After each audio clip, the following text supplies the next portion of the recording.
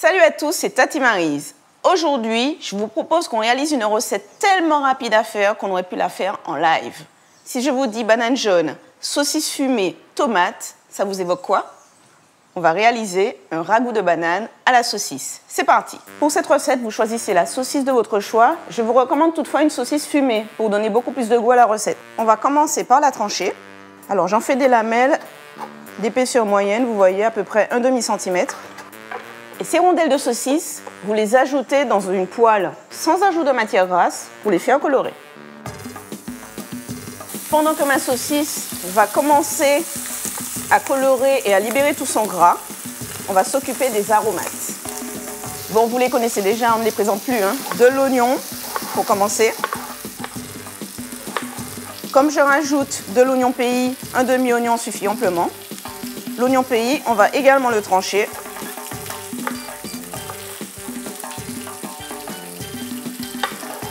Notre mixture aromatique ne serait pas complète si on ne rajoutait pas nos piments végétariens.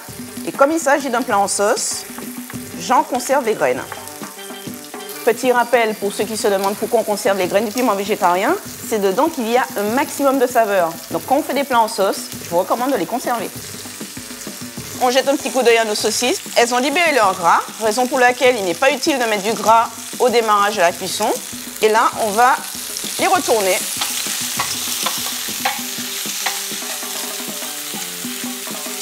Vous l'aurez compris, la saucisse est un élément principal de la recette. Il ne faut pas lésiner sur la qualité de celle-ci. Choisissez une saucisse de très bonne qualité.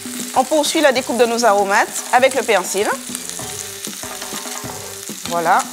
Et juste là, j'ai déjà pelé 4 gousses d'ail. Maintenant, on va s'attaquer à l'autre élément principal de la recette, à savoir la banane jaune. Alors c'est vrai qu'en fonction des régions, vous la trouverez sous le nom banane plantain. Chez nous, aux Antilles, on dit banane jaune. Il s'agit de la banane légume, qui est complètement différente de la banane fruit. Et si vous voulez en savoir plus sur la banane, rendez-vous sur le blog dans la rubrique magazine. Catherine a écrit un article dédié à la banane. Donc vous commencez par peler la banane à cru. Coupez-la en tronçons d'à peu près 1 cm d'épaisseur. Ceci pour éviter qu'elle ne fonde trop en cours de cuisson, qu'elle ne s'écrase. Autre recommandation pour éviter qu'elle ne s'écrase en cours de cuisson, choisissez une banane jaune mûre mais ferme. Ça y est, notre mise en place est terminée, on peut se concentrer sur la cuisson. Alors dans les saucisses qui sont colorées, on va rajouter les oignons. Oignons pays, piment végétarien et on va faire revenir l'ensemble.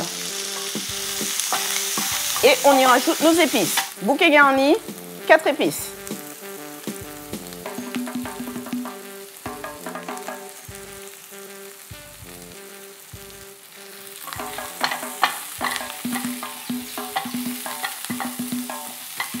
Vous voyez les sucs de cuisson qu'il y a dans le fond de la cocotte?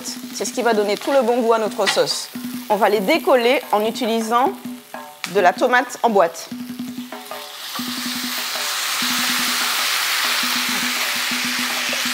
Je récupère de l'eau dans le fond de ma boîte et je la verse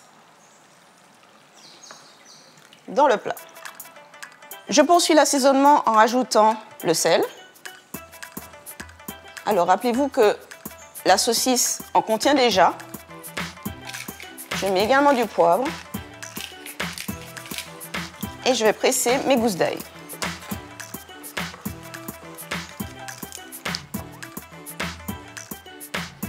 À ce stade, il ne reste plus qu'à rajouter nos rondelles de banane.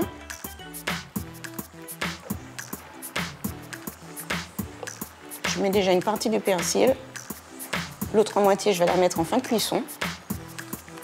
Et là, vous les immergez bien dans l'eau, enfin, en tout cas dans la sauce. Vous remarquez, on est sur un tout petit frémissement. Et là, on va couvrir pour quelques minutes de cuisson. En cours de cuisson, pensez à vérifier de temps en temps que rien n'accroche dans le fond de la casserole. Ça y est, les bananes sont cuites. Alors comment on le voit? Avec un couteau, regardez, vous les piquez et ça s'enfonce sans difficulté. Voilà. Donc là, on va finaliser l'assaisonnement en y rajoutant le persil. Je vais également y mettre un peu de purée de piment. J'ai partagé une recette sur le blog, n'hésitez pas à vous y référer. Piment fort, hein, cette fois-ci. Alors la préparation est exactement comme je souhaite, c'est-à-dire pas trop liquide, bien épaisse. Là, je peux éteindre le feu. Donc là, c'est prêt, il n'y a plus qu'à passer à table. Vous voyez que c'est une recette super rapide qui s'intègre très facilement dans un menu de la semaine. Pour ma part, je la sers accompagnée d'un riz blanc. Pour la refaire, vous trouverez le descriptif de la recette juste en dessous. Si vous avez apprécié la vidéo, faites-le nous savoir en mettant un pouce. Et pour ne rater aucune des autres vidéos, activez la cloche de notification. Je vous dis à très bientôt pour une nouvelle recette.